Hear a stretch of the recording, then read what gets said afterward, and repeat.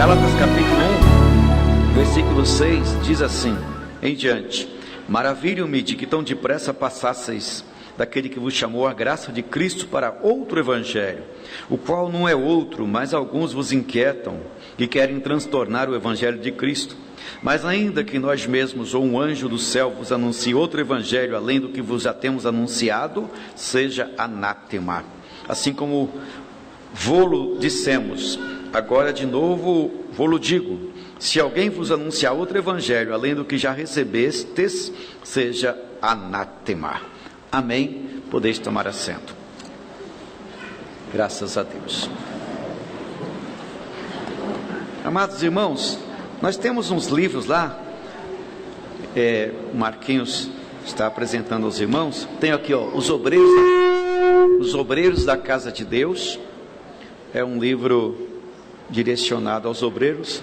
Não é igual o Manual do Obreiro, mas é um livro direcionado aos obreiros. E aqui tem um pouquinho de tudo para o obreiro sintetizado, né? Chamada, ministério, classificação dos dons, responsabilidade do obreiro, obreiro é ética, obreiro culto, obreiro e as doutrinas, obreiro e a saúde, termo de compromisso ministerial.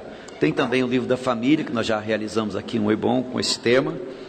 Tenho aqui o livro Adoração e Louvor, que foi um dos temas da Escola Dominical, da última revista Escola Dominical do trimestre de 2016. A revista sobre adoração e louvor, aqui está o livro. Então, se você quiser estudar um pouco mais a respeito do verdadeiro louvor, a verdadeira adoração, está aqui. Tem também um texto sobre o poder que Deus deu à igreja, um texto sobre discipulado, o custo do discipulado, quanto custa fazer um discípulo, e o texto lá que nós ministramos em São Mateus, o Espírito Santo que batiza os crentes. Então todos esses livros estão ali, dê uma passadinha e veja se é interessante para o seu ministério. Meus amados irmãos, o tema proposto, escolhido para esta ocasião é De Volta à Cruz de Cristo. De volta à Cruz de Cristo. E aqui nós temos alguns temas desenvolvidos exatamente para confrontar o outro evangelho que tem crescido assustadoramente diante de nós. Um evangelho que não tem nada a ver com Cristo, um evangelho sem cruz, um evangelho místico, um evangelho misturado. E no meio de tudo isso está a Igreja de Cristo. É fundamental, de suma importância, que estejamos de olhos abertos. E a base para esse texto, nós tomamos como base o livro de Gálatas, ou a Epístola de Paulo aos Gálatas, porque os irmãos da Galácia, que era uma região, estavam enfrentando um problema difícil com esse chamado outro evangelho, e também com os chamados falsos apóstolos e o chamado evangelho judaizante, um problema que nós estamos enfrentando nos tempos odiernos. E baseado exatamente nessa profecia atualizadíssima, é que nós desenvolvemos este assunto para trabalharmos nessa ocasião e também em outras ocasiões. E aqui nós temos 13 capítulos: o Evangelho sem cruz, os amuletos como consequência da ausência da cruz, capítulo 3, ritualismos judaicos como complemento à cruz de Cristo, capítulo 4, a descentralização da cruz, capítulo 5, renúncias que a cruz de Cristo nos propõe, capítulo 6, a penetrante influência da cruz, capítulo 7, os desvios dos Gálatas, 8, características dos inimigos da cruz de Cristo, 9, as propostas da cruz de Cristo, 10, a cruz de Cristo e os sinais dos tempos, 11, marcas de um obreiro autêntico, 12, tendências heréticas odiernas, consequências da substituição da cruz de Cristo, e 13, a cruz e a suficiente graça de Cristo. o nosso propósito é exatamente conscientizarmos-nos do puro Evangelho, do Evangelho sem máscara, do Evangelho sem mistura. E aqui na nossa introdução, nós colocamos alguns pontos que eu considero importante. Entretanto, no texto lido, em Gálatas capítulo 6, ou melhor, 1, de 6 a 9, ou então citando também Gálatas capítulo 2, versículo 20, ou Marcos capítulo 8, verso 34, quando Jesus chamou a si a multidão com os seus discípulos e disse-lhes: se alguém quiser vir após mim, negue-se a si mesmo e tome a sua cruz e siga-me. Ou quando Paulo disse: já estou crucificado com Cristo, a vida que agora vivo, vivo na fé do Filho de Deus. O apóstolo Paulo admirou-se, estarreceu-se de que aquela igreja estava se afastando do Evangelho puro, estava sendo influenciada para o chamado outro Evangelho.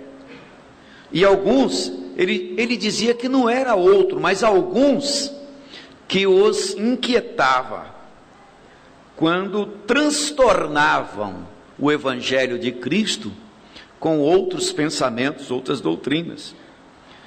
E ele vai destacando a centralidade do Evangelho verdadeiro, quando ele diz que não é necessário anjos, nem revelações, nem novas visões, nem arrebatamentos, nada de novo poderia ser inserido naquele Evangelho, que é este Evangelho que nós recebemos, o Evangelho puro.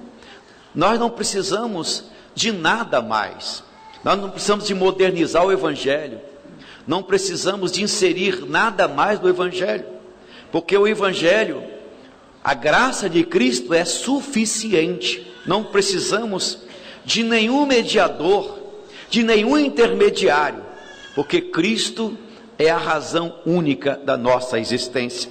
E é por isso que Lutero dizia: tira-se Cristo da Bíblia, o que mais você encontrará nela?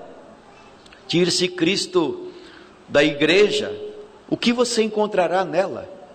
E acrescentamos: tira-se Cristo do céu, quem quererá ir ao céu?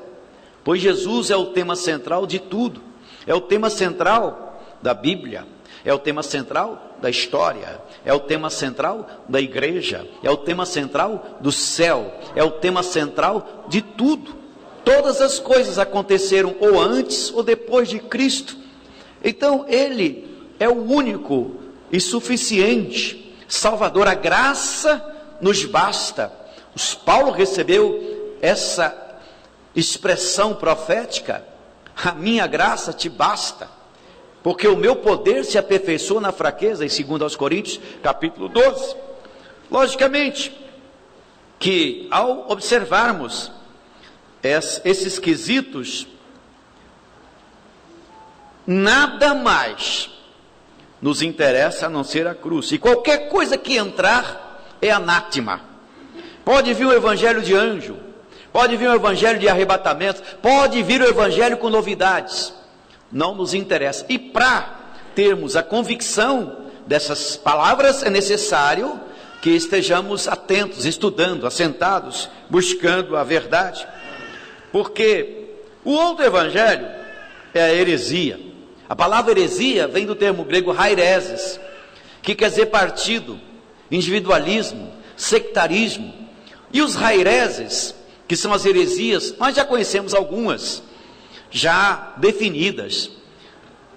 Podemos aqui nomear várias heresias, por exemplo, Testemunho de Jeová, Mormonismo, Monismo, Espiritismo e tantas outras que poderemos numerá-las, e todos nós já sabemos.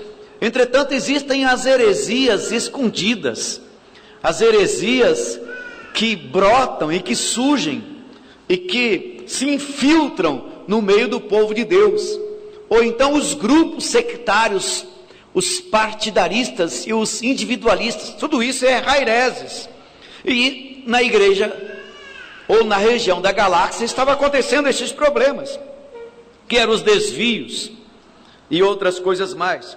E isso requer conhecer, para defendermos-nos, para posicionarmos-nos, requer de cada um de nós defender o evangelho puro. Porque, de uma forma mais sintética, o que é esse outro evangelho? O outro evangelho é um evangelho sem compromisso, é um evangelho sem cruz, é um evangelho sem renúncias, é um evangelho sem Bíblia, é um evangelho sem amor, é um evangelho sem igreja, é um evangelho sem unidade, é um evangelho sem santificação. É o outro evangelho, é um evangelho individualista, é um evangelho com concessões, é Cristo e alguma coisa a mais. É um evangelho sem oração, pode até ter oração, mas a oração se transforma em reza. É um evangelho sem fé, pode até ter fé, mas é a fé temporária, é a fé milagrosa, é a fé dos demônios, ou então aquela fé natural, não é a fé que uma vez foi dada aos santos. É um evangelho conformista, que se amolda, que cada vez mais está abraçando as novidades e o sistema do mundo. É um evangelho que não tem compromisso com o céu, é um evangelho agarrado na terra, é um evangelho que quer o céu na terra, é um evangelho que quer viver eternamente aqui na terra, é um evangelho sem Cristo, é o chamado evangelho pós-moderno, é o evangelho relativista, onde não existe mais verdade absoluta, tudo é relativo. A verdade pode ser para você, mas para o outro não é. É aquela verdade questionada, é aquela verdade que é apenas temporária. De tempo em tempo existem outras verdades, mas o evangelho puro de Cristo é o evangelho da única verdade, do único caminho, da única Bíblia, do único céu, da única revelação, da única transformação e daquele que somente Ele pode nos transformar. Glória a Jesus, bendito seja o nome do Senhor. E a nossa introdução fala exatamente desses tempos intempéries, que faz necessário abrir as Escrituras e atentar com mais especificidade as heresias que de tempo em tempo rondam os arraiais ou arraial dos santos. Colocamos aqui que estamos presenciando um crescimento assombroso do joio, o crescimento do joio no trigal de Deus. O joio, no latim, vem da expressão lolium temulentum, cuja tradução literal é trigo bastardo. Parece com trigo, tem jeito de trigo, tem característica de trigo, tem tudo, se você olhar de longe, com o trigo, mas não é trigo. E o lolium temulentum, trigo bastardo, cresce no trigal de Deus, e nós não temos condições de arrancar o joio antes do tempo. Tem muita gente querendo arrancar o joio antes do tempo, mas não dá certo, porque só quem pode fazer isso é Jesus, no arrebatamento da igreja. Enquanto isso, precisamos brilhar como igreja pura, igreja santa, igreja imaculada, igreja que aguarda o noivo. Aleluia, louvado seja Deus. Também colocamos aqui nessa introdução essa palavra que já disse anteriormente, relacionada ao relativismo doutrinário, que cresce no meio do povo de Deus. E também vivemos uma escassez apologética. Não vou dizer, não queremos com isso pontuar a inexistência de apologetas, mas existem cada vez menos apologetas, defensores, e quando nós os encontramos, as suas agendas estão cheias, eles não dão conta de atender tantos convites, porque existe um povo sedento, existe um povo atrás de espetáculo, existe um povo atrás de artistas, atrás de teatro, existe um povo atrás de adrenalina pastoral, mas existe um povo buscando a verdade, sedento pela palavra, pela exposição pura, pela exposição pura da palavra de Deus, com estudos exegéticos, hermenêuticos, com a chamada pregação expositiva, que é a pregação que mais honra as Escrituras Sagradas. Logicamente, meus amados irmãos, estamos vivendo esses dias, mas a palavra de Deus nos informa em aos Efésios capítulo 4, verso 11, que o Senhor continua dando os mestres, os pastores, os doutores, embora o inimigo não se cansa de semear coisas estranhas no trigal de Deus, mas quem é chamado do Senhor tem uma coisa chamada discernimento. O discernimento é aquela capacidade sobrenatural que Deus nos dá para detectar a verdade. Aleluia, louvado seja Deus. Então, meus queridos irmãos, nós estamos visualizando, tem aqui no segundo parágrafo, visualizando pregadores e igrejas que querem acrescentar algo mais à cruz de Cristo. Acrescentar algo mais à cruz de Cristo e ao Evangelho. Há, por exemplo, um acréscimo de símbolos, de mandingas, de amuletos e invenções crescentes no meio do cristianismo.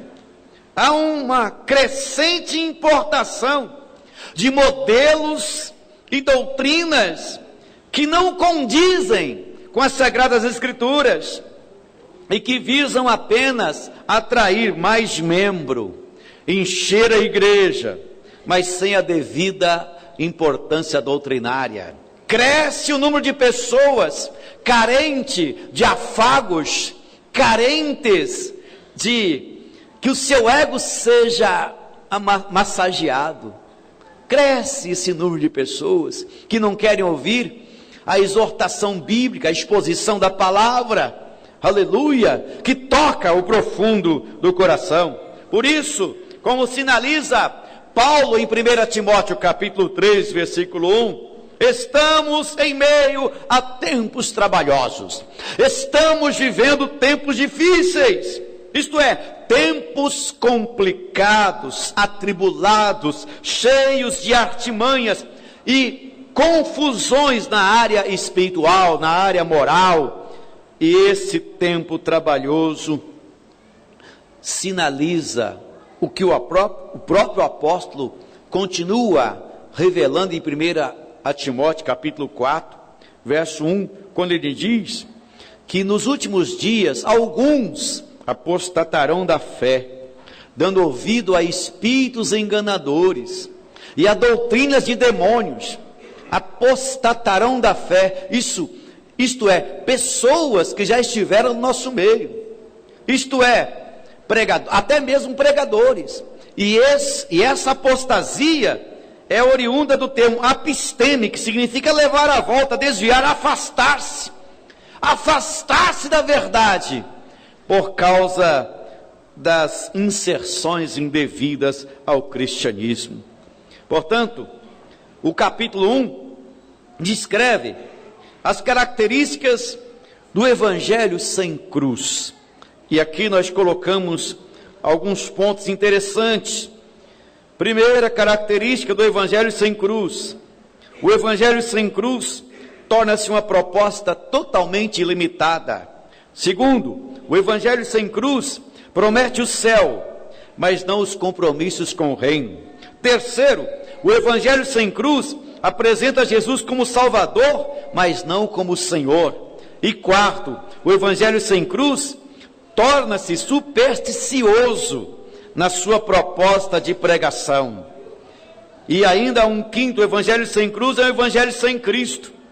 Isso da primeira parte desse tópico. Vou ver a segunda parte, que fala das partes que foram removidas do evangelho sem cruz. E essas partes são o sangue de Jesus, a cruz de Jesus, o temor de Deus, a necessidade de arrependimento e a dor e a tristeza de Deus por causa do pecado. E finalizando com a prática da santificação.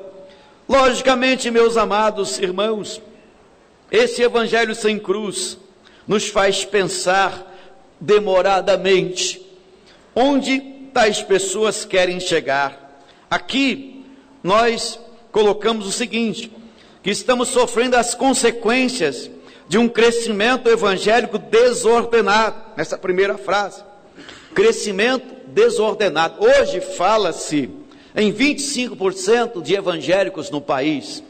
Se formos fazer aqui uma conta rápida, nós vamos chegar em 60 milhões de evangélicos, aproximadamente, no Brasil, entre os que já passaram pela igreja e que trazem consigo uma visão de evangélico, por exemplo, não praticante. Antigamente, nós encontrávamos o católico não praticante, e hoje nós encontramos o evangélico não praticante, sem contar dos famosos desigrejados, que cresce cada vez mais.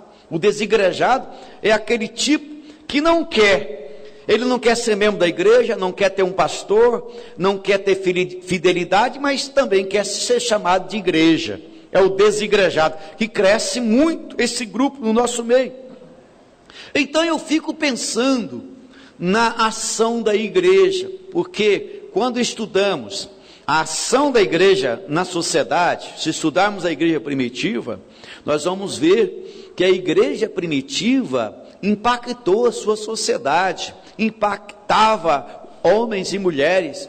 A igreja fez com que os políticos pensassem, a igreja colocou todo mundo para pensar no início do cristianismo. Depois entra um problema na Idade Média e outros, mas a igreja sempre continuou marchando, até que veio a reforma. E antes da reforma, Deus levanta alguns grupos, tais como Pedro Valdo, que é o fundador dos valdenses, que até hoje a igreja valdesa existe, é uma igreja reformada antes da reforma, na região de Piamonte, por exemplo. Essa igreja foi perseguida pela Inquisição e até hoje ela existe. Também tem o movimento Dei Fratelli, que comumente se conhece como os irmãos. São movimentos que antecedem a reforma. Era Deus reunindo o seu povo para levar adiante a igreja que faz a diferença, a igreja que marca, até que com os seus sucessivos martírios, nós encontramos Jan Hus sendo martirizado pela Inquisição, aquele mesmo que profetizou: vocês podem matar um ganso hoje, mas daqui a 100 anos vai nascer um cisne que vocês não poderão matar. 102 anos depois, Martinho Lutero estava fixando as 95 teses em Wittenberg. Mas nesse ínterim surgiram outros, tais como Jerônimo Savonarola de Firenze, que foi martirizado em praça pública. Todos os anos eu vou a Firenze e vejo exatamente o lugar onde Savonarola foi martirizado. Aquele homem de Deus era um padre que havia voltado a sua vida para Cristo, e as pessoas levantavam à meia-noite para pegar um lugar mais ou menos próximo a Duomo de Firenze, e aquele homem era cheio do Espírito, mas a Inquisição também o matou. Tivemos nesse ínterim também o Wycliffe e tantos outros, até chegar em Martim Lutero, que também fizeram tudo para matá-lo, fizeram tudo para extirpá-lo, mas ele foi o cisne que Deus levantou para promover a reforma. Aleluia! E se observarmos atentamente o que dizem os livros a respeito dos pecados da igreja, os desvios da igreja, nos momentos que antecediam a reforma, é de chorar, porque os pecados mais simples do clero naquela ocasião era a venda de cargos eclesiásticos, embriaguez, adultério. O papado ficou muito tempo na família, nas mãos de mulheres. Enfim, era coisa terrível, e o povo não suportava mais. E tem hora que você observa na história e fica pensando, mas onde está a igreja? Porque isso aí é máscara, isso é joio. Mas a igreja sempre esteve presente, e a igreja nunca deixou de existir. De tempo em tempo Deus levanta os seus ícones, os seus profetas, os seus pregadores, homens e mulheres, que ouvem a voz de Deus,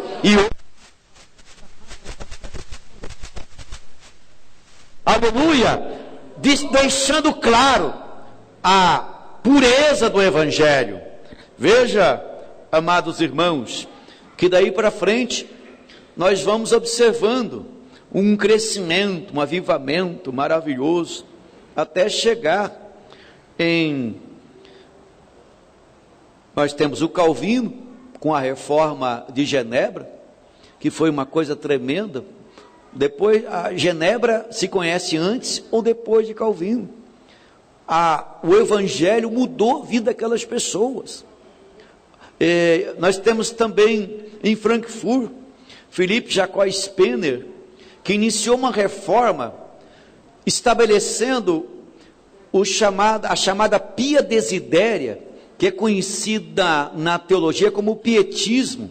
É do pietismo que nasceu todo esse avivamento que nós temos hoje em dia. Até em Nicolau von Zinzendorf, quando mesmo doou um pedaço de terra na antiga Batávia e começou a dar abrigo para os morávios, ou melhor, para aqueles que estavam sendo perseguidos, e dali nasceu um grande avivamento que atingiu John Wesley na Inglaterra, e esse avivamento vem navegando pela história até chegar na Azusa em 1906, e da rua Azusa nasceram os pais das Assembleias de Deus, Daniel Berg e Gunavin, que vieram ao Brasil. Então nós somos essa sequência, por isso precisamos abrir os olhos e atentar para a vocação, o chamado de Deus, e também para as verdades bíblicas, porque a igreja só avança quando defende a Bíblia, a igreja só caminha quando defende as verdades. Só que existem épocas em que as heresias são tantas, que você olha no binóculo teológico, bíblico, e parece que você não enxerga mais a igreja, porque naquilo que se chama igreja, você vê desvios, heresias, invenções, você vê inserções indevidas, mas a igreja de Cristo caminha firme, e eu creio que esta noite falo à igreja de Cristo, vigilante, aleluia. Então, há um crescimento no Brasil, e conforme estava sinalizando, se temos tanta gente assim no Brasil, tantos crentes assim no Brasil, por que o Brasil não melhora e só piora? Sendo que historicamente por onde passaram os homens de Deus, porque nós somos sal e luz, isso significa que não são tantos assim. Significa que a igreja está aí, a igreja está de pé, mas não é tudo isso, não é esse número.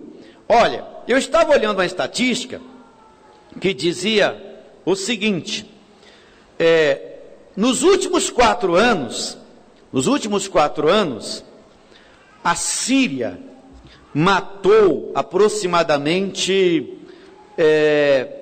256 mil pessoas, jogando bomba, matando inocentes, enfim, nos últimos 4 anos, em um país em guerra, morreram 256 mil pessoas. E nos últimos 4 anos no Brasil, não estou falando de mortes naturais, por dengue, por esses mosquitos que assustam todo mundo, estou falando de assassinatos. Nos últimos 4 anos no Brasil, foram assassinados 279 mil pessoas.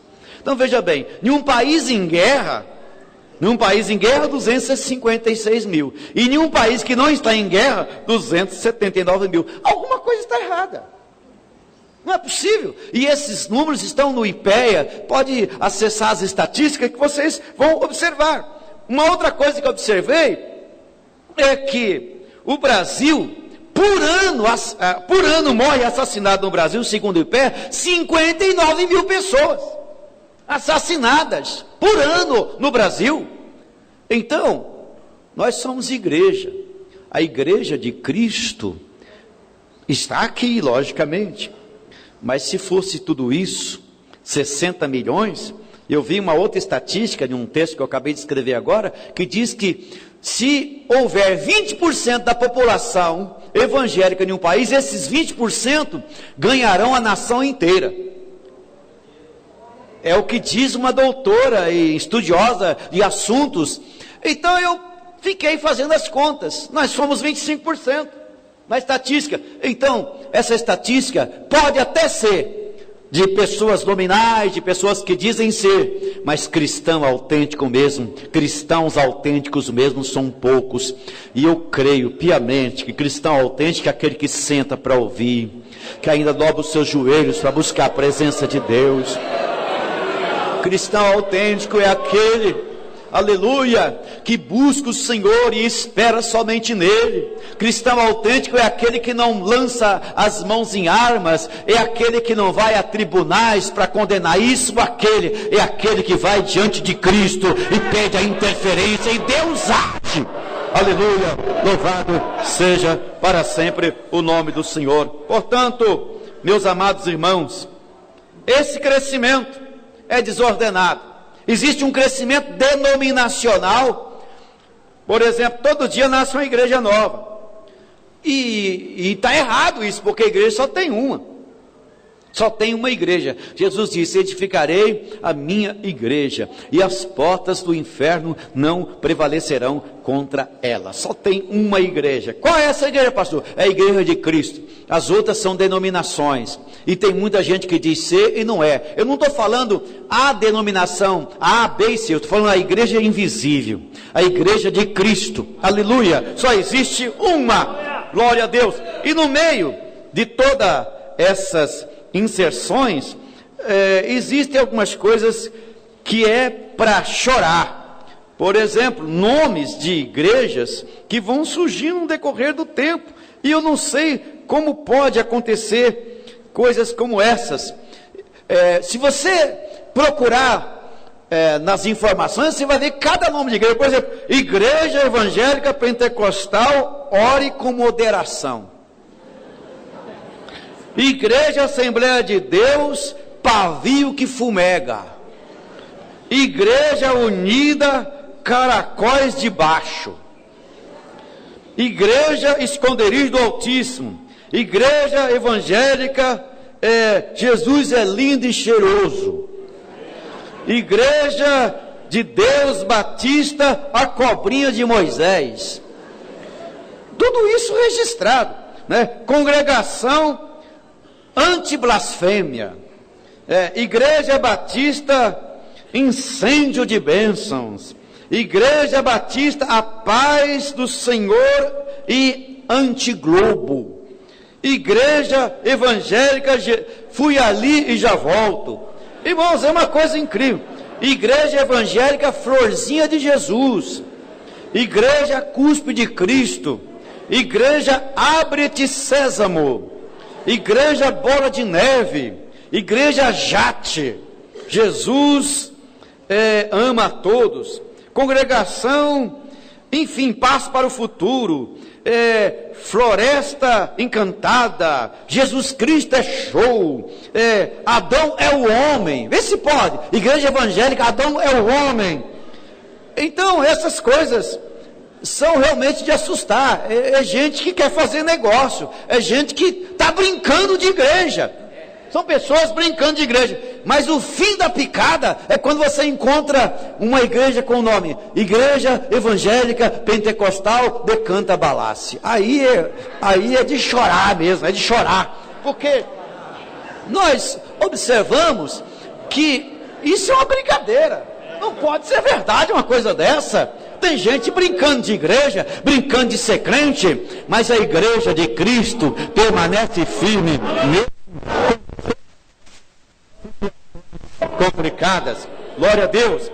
Aí nós colocamos aqui, as características do evangelho sem cruz. Primeiro, o evangelho sem cruz torna-se uma proposta totalmente limitada.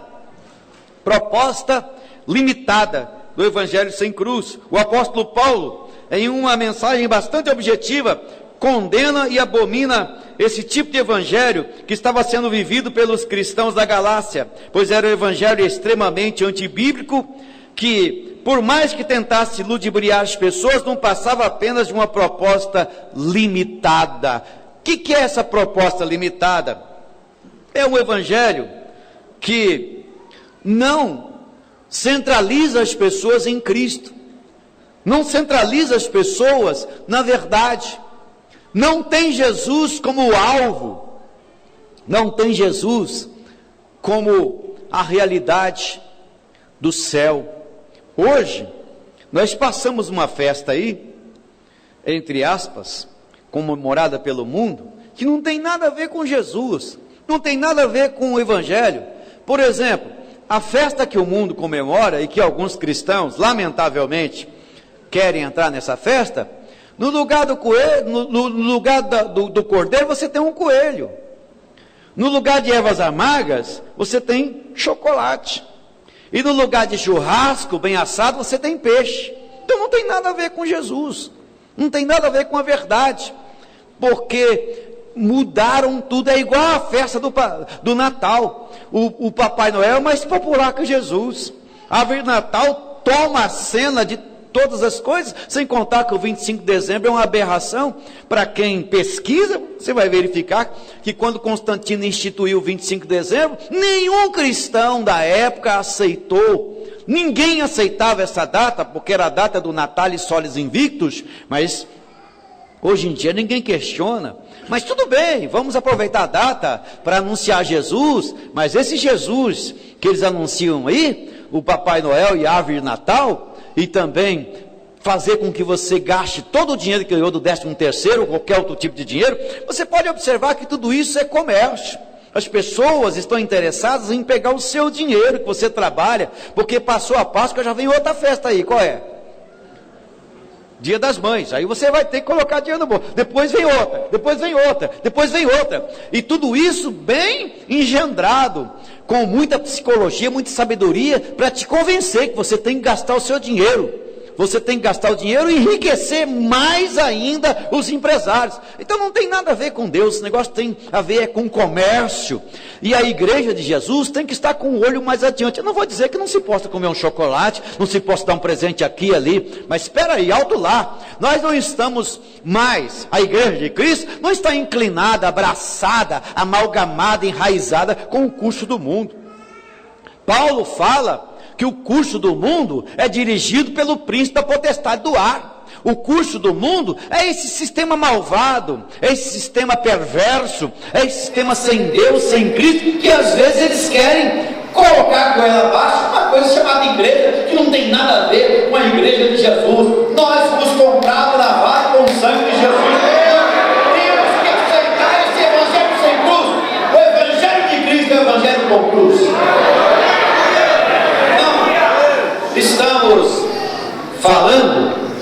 Não estamos falando de uma cruz que você tem que andar pendurada no pescoço, e nem de uma cruz que você tem que se inclinar diante dela.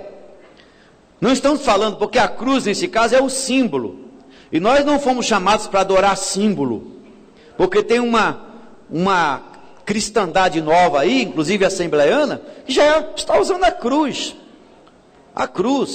como se fosse uma espécie de mantra, alguma coisa dessa natureza. Não, a cruz que estamos falando é a cruz cotidiana, é a cruz da renúncia. Aleluia, é a cruz da renúncia, não é você andar com a cruz e colocar uma cruz e se inclinar diante dela, porque o que nós queremos da cruz é o Cristo. Aleluia. Nós não queremos, o que nós queremos da cruz é aquele que passou pela cruz. Aleluia. A Shirley Carvalhais tinha um hino que falava da cruz. A cruz era isso, era aquilo, por fora só tinha madeiro, por dentro dos meus pecados. Não quero saber nada da letra daquele hino. Eu quero o Cristo que passou por lá, porque o meu pecado, dentro da cruz, só tinha madeira, e ele continua sendo madeira. Meu pecado estava lá, meu pecado estava sobre Cristo que passou pela cruz. Aleluia. Ele levou. Então, veja que estamos vivendo essa época conturbada do evangelho sem cruz. Depois, o evangelho sem cruz promete o céu, mas não os compromissos com o reino. Romanos capítulo 14, versículo 17, diz que o reino de Deus não é comida nem bebida, mas gozo, paz e alegria no Espírito. Veja que eles prometem apenas as bênçãos de Deus, E as pessoas, quantas pessoas estão mais atrás das bênçãos de Deus, mas não querem o Deus das bênçãos. Eles querem os pães e os peixes, querem as bênçãos. Quem é que não quer? Mas o compromisso com o reino, esse evangelho sem cruz não tem. O compromisso com a palavra, o compromisso com a verdade não tem. Nós precisamos abrir os olhos, cada dia mais, e colocar os olhos em Cristo, porque até mesmo no nosso meio, surgem umas coisas estranhas que é necessário discernimento. E você não se assusta com isso, porque quanto mais cresce a igreja, quanto mais cresce o número de membros, também crescem as dificuldades. É necessário que cresça a espiritualidade, a visão de um céu, aleluia, a visão de um Cristo crucificado e ressurreto, em nome de Jesus. O evangelho sem cruz apresenta Jesus como Salvador e não como Senhor. Gálatas capítulo 1, versículo 6.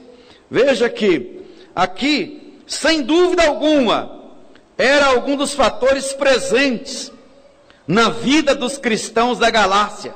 Eles reconheciam verdadeiramente que Jesus era o seu Salvador, mas não o tinham como Senhor da sua vida. Sem contar desse Cristo marmorizado, petrificado, fabricado pelo homem. No Rio de Janeiro, novamente lançaram a campanha para consertar o Cristo, para reformar o Cristo. Veja que absurdo, né?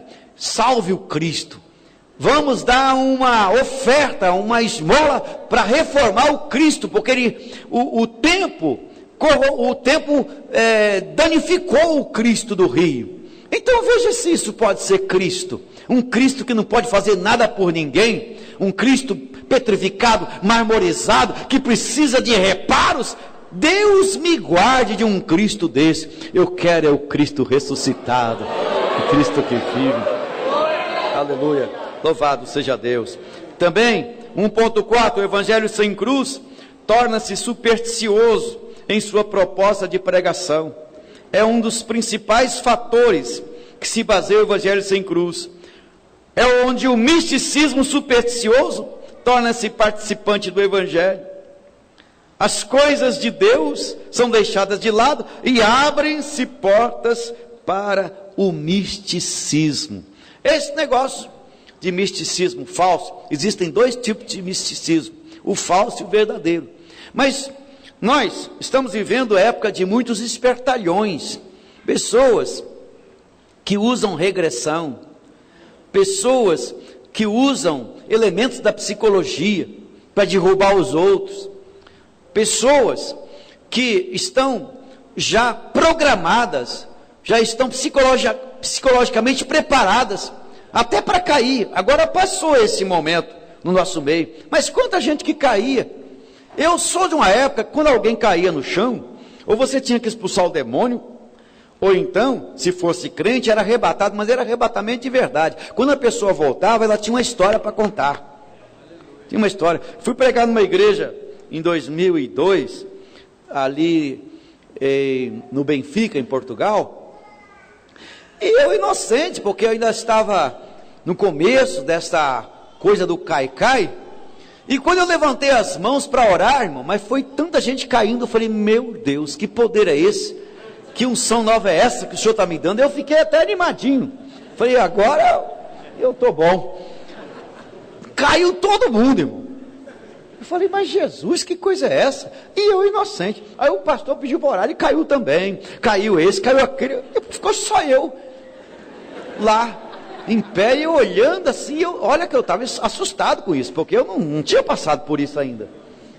Aí eu falei, mas o que está acontecendo comigo, Senhor? Será que o Senhor está me dando alguma coisa nova que eu não sei? E comecei a ficar animadinho. Depois eu fui ver, irmão, o povo estava psicologicamente preparado para cair, certo? Psicologicamente, eles tinham que cair para dizer que tinham recebido unção, recebido graça, recebido poder. Então veja bem, esse tipo de evangelho é um evangelho místico. Até mesmo esse tipo de situação que alguns fabricam aí de arrancar a doença dos outros. E olha, irmão, se a Bíblia falasse que a sardinha tinha engolido Jonas, eu acreditava, e acredito, porque eu não duvido do poder de Deus, mas espera aí, querer dar uma despertalhão, dizendo que é o grande poder. O Simão, o mágico, já fazia isso em Samaria, certo? E quando chegaram os apóstolos lá, Pedro e João, aí eles repreenderam aquele demônio, porque ele queria comprar, e antes dos apóstolos chegarem lá, todos o tinham como o grande poder, o grande milagre. Então nós precisamos atentar para essas falsidades, esse misticismo falso no meio do povo de Deus. E às vezes esse povo entra no nosso meio, fala a língua, profetiza, sapatia, e tem gente que ainda dá glória a Deus. Então veja que é um evangelho falso, é um evangelho que não tem nada a ver com a realidade. E ainda, o evangelho sem cruz é o evangelho sem Cristo. Agora, como é que funciona o evangelho sem Cristo? O crente passa a entender que o sofrimento não pode fazer parte da vida cristã. Ele passa a desprezar todo o ensino que trata do sofrimento. O evangelho sem Cristo é um evangelho que diz que você nunca vai ficar doente, que essa coisa de sofrimento não é coisa de homem de Deus, de mulher de Deus. É um evangelho diferente, e esse evangelho cresce muito no Brasil, cresce muito.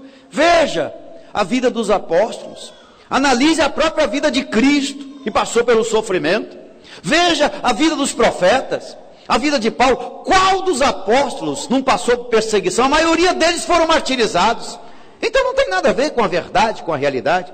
Esse evangelho sem cruz é o evangelho que não tem nada a ver com a realidade. Quais partes eles tiraram do evangelho sem cruz? O sangue de Jesus. Não se valoriza mais o sangue de Jesus. Veja que passou agora a festa da Páscoa, e a origem, a Páscoa verdadeira, é aquela Páscoa lá da saída dos filhos de Israel do Egito. E para eles saírem do Egito, eles tinham que matar um cordeiro. Tinha lá as descrições por cada família. E ao matar o cordeiro, eles tinham que passar o sangue nas ombreiras da porta. Não adiantava só matar o cordeiro, era matar o cordeiro e passar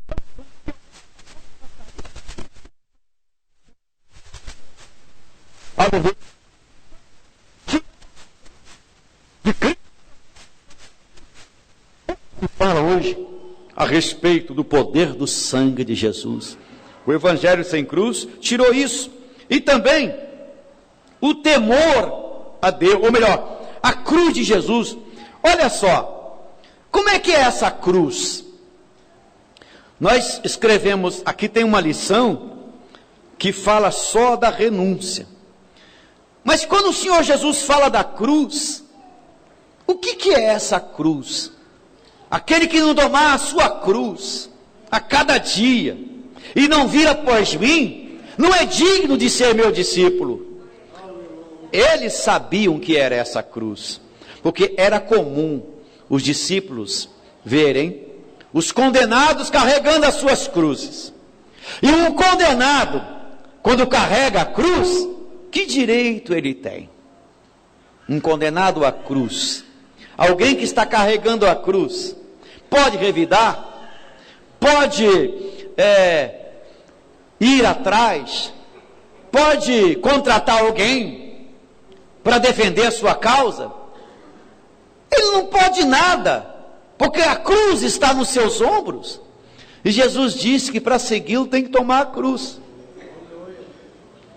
E a cruz não é para qualquer um, porque quem toma a cruz fica quieto, quando em outra ocasião poderia falar muito. Quem toma a cruz a cada dia, às vezes até tido como pode você não tomar nenhuma atitude? É porque ele está confiando em Cristo. Aleluia. É porque ele crê na ação de Deus, na ação de Cristo. Aleluia. Ele crê no poder maravilhoso do evangelho que Paulo descreve em Romanos capítulo 1. O evangelho de Cristo é o poder de Deus para a transformação de todo aquele que ele crê. Eles sabiam o que era tomar a cruz a cada dia. Jesus te diz nesta noite: tome a sua cruz a cada dia. Não corte nada da sua cruz, porque é com esta cruz que você vai atravessar o rio. É nesta cruz, é com esta cruz que eu vou abrir portas e vou fechar a boca dos leões, vou lhe capacitar, vou lhe dar direção. É através dessa cruz que os outros vão olhar para você e não vão entender o porquê.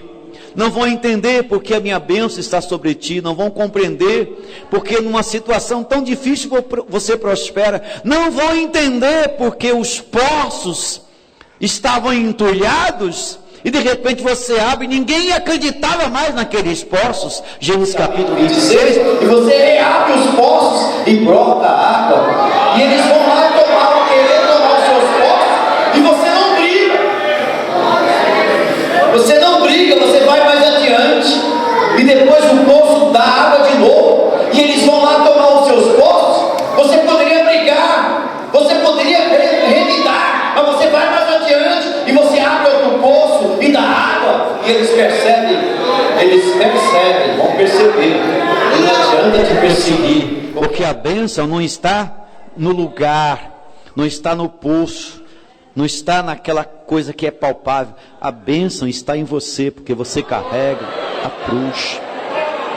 Aleluia. Mas eles tiraram isso. O evangelho sem cruz está sem isso. Uma outra coisa, o temor de Deus. O temor. A palavra de Deus diz, e lembro até hoje um sermão que eu ouvi do pastor Eliseu, lá no Brás, na Major Marcelino. Em cada alma havia temor. Como aquele pastor pregou aquele dia. O sermão ainda está aqui dentro. Isso faz o que? Mais de 30 anos.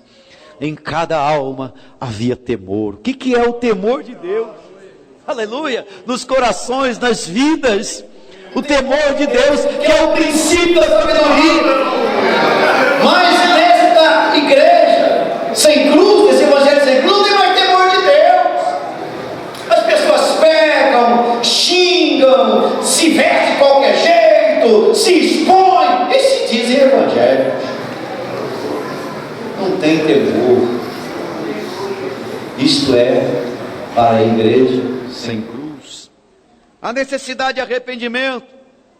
O arrependimento é uma das causas primeiras para entrarmos na igreja, para sermos membros da igreja, que é a metanoia, que é a mudança interior. E o arrependimento não tem nada a ver com uma emoção momentânea.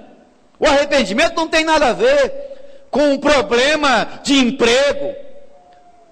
Eu estava sem emprego, fui para a igreja, arrumei um emprego, agora eu sou crente. Eu estava com um problema na família e alguém orou e agora eu sou crente. Espera aí, só por causa disso? E se você ficar desempregado de novo? E se tiver outro problema? Não, isso são apenas consequências de um evangelho pregado com poder, mas é necessário que aconteça o arrependimento. É o evangelho do arrependimento. Arrependemos, porque é chegada a voz do reino do céu. Aleluia. Mas para muita gente não necessita mais. Esse evangelho sem cruz não precisa mais de arrependimento. Só você abraçar a causa. Se você é um cantor secular, é só você comprar uma Bíblia e colocar um blazezinho, alguma coisa assim, que mostra o evangelho, que vem aqui para a igreja. Aí você já está cantando nos púlpitos e tal. Você passou de um lado, porque desse lado pode dar mais dinheiro, então vem desse lado. Tem muita gente assim, certo? De uma hora para outra, não passa, a gente nem sabe se batizou não, certo? Eu estou desse lado, agora eu estou desse lado, mas cadê o testemunho, cadê a vida cristã, cadê o cristianismo puro, cadê o cristianismo que influencia, que toca vidas, cadê o cristianismo que é o sal, que é a luz, onde está o evangelho puro? Então tudo isso é resultado de um evangelho sem cruz. O evangelho sem cruz que cresce no nosso meio, a cada dia, a cada instante. Ainda, rapidamente, porque o relógio me manda parar, temos aqui a prática da santificação. Você já viu que hoje em dia também essa é uma doutrina que está cada vez menos, santificação. Santificação é uma das prerrogativas para entrar no céu. Seguir a paz com todos e a santificação, Hebreus 12, 14, 1 Tessalonicenses capítulo 5, verso 23, seguir a paz com todos e a santificação, sem a qual ninguém verá o Senhor. Então não adianta, pode ter máscara, pode ter uma série de coisas, mas sem isso não se chega lá. Depois, rapidamente, aqui no capítulo 2, os amuletos, como consequência da ausência de cruz, da ausência da cruz. Esses amuletos são coisas terríveis, porque, olha só, quando estudamos os fundamentos das religiões, verificamos que em todas elas existe um ato ou um símbolo sagrado em que os seguidores aparentemente se completam. Os símbolos são encontrados em praticamente todas as religiões. Você encontra os símbolos. Cada religião tem lá o seu símbolo. Um dos símbolos do cristianismo é a cruz, que nós não devemos adorá-la. Entretanto, nós encontramos neste evangelho sem cruz tanta coisa estranha, eu anotei aqui alguns tipos de amuletos gospels da atualidade. O sabonete do sangue do Cordeiro, o martelo da justiça, a caneta ungida para passar em concursos, meias escrito "se tu uma bênção", o banho do descarrego, que é um frasco de shampoo, você toma banho, aí você está abençoado, né? A colher de pedreiro ungida, a folha dos sonhos, o sal grosso, sabonete de arruda, a rosa ungida que limpa toda faz uma limpeza espiritual. Então, amados, são muitos, e aqui nós colocamos algumas definições, aqui na página 26, sobre amuletos. Depois os irmãos deem uma observada aí, mas olha aqui no ponto 1.2, dentre os diversos tipos de amuleto, ainda colocamos outros, que aí entra no geral, por exemplo, o olho de boto, ferradura, meia-lua, estrela de Davi, isso é no geral aí de pessoas que não são evangélicas. A figa é o que alcançou maior popularidade, a pessoa até dá 2, 3 batidinhas assim, isso é para bater esterilidade, mal olhado, são vários amuletos. Agora, o problema está aqui nesse ponto 1.3, que entra os amuletos como mediadores. O único mediador entre Deus e os homens é Cristo, não podemos colocar nenhum outro mediador. Então, veja, em Cristo nossos pecados foram perdoados, nós somos recebidos como filhos de Deus, nós, se somos filhos de Deus, também somos herdeiros, passamos a morte para a vida, somos novas criaturas, o diabo se afasta e não nos toca. Tem várias expressões aqui das bênçãos de Cristo em nossa vida. Então, retornar aos amuletos, não tem como retornar aos amuletos. Nós já viemos dessa vida, já viemos esse tipo de vida, e não podemos abraçar esse tipo de coisa. Veja aqui na página de número 30, amuletos gospel, outros, olha, outro adendo neste evangelho de engano é a necessidade extraordinária de amuletos gospel. Nesse evangelho, a presença de Jesus não é suficiente. Então você tem aí alguns tais como camisa rosa, pão, peixe, saco plástico com sopro dos 300 pastores, pedras, piscinas de leite, garrafa de água orada, cruz com sangue dentro, cruz com terra, cruz com água do Rio Jordão, frasco com leite, com sal, lenço ungido, toalha ungida, vassoura ungida, sabonete ungido, cajado de Moisés, pedra de Davi. É uma coisa absurda. É uma coisa absurda. Todas essas coisas, e eles anunciam isso na televisão, no rádio, e quanta gente vai atrás disso, né? Aí entra a criatividade.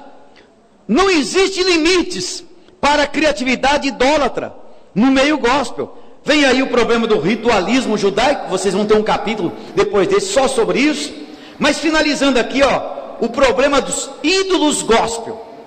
Ainda os adoradores, divulgadores de ídolos gospel. pessoas que se dizem profetas, detentores de verdadeira revelação, como se fosse revelação bíblica. Eles se intitulam apóstolos, profetas, preletores, pregadores, centralizam a fé de multidões neles, e eles é que querem a glória, querem a honra, e façam que essa honra seja para Jesus. Irmãos, estamos vivendo dias difíceis, que o sangue de Jesus nos cubra, que a palavra de Deus nos conceda graça e vitória. Eu vi um testemunho de um irmão, ou melhor, de um irmão que estava falando de um pastor que estava chegando em casa e ele percebeu que a sua casa tinha sido roubada. Então de longe ele falou assim: a partir de hoje eu destituo esse anjo que estava tomando conta da minha casa, porque ele não tem mais capacidade, e coloco outro anjo, porque isso aí não conseguiu guardar a casa. Então veja bem, o evangelho sem cruz é o evangelho de multidões, mas o evangelho que você abraçou é o evangelho da cruz, o evangelho da cruz de Cristo. Que Deus te abençoe e te guarde. Retorna a palavra ao nobre pastor.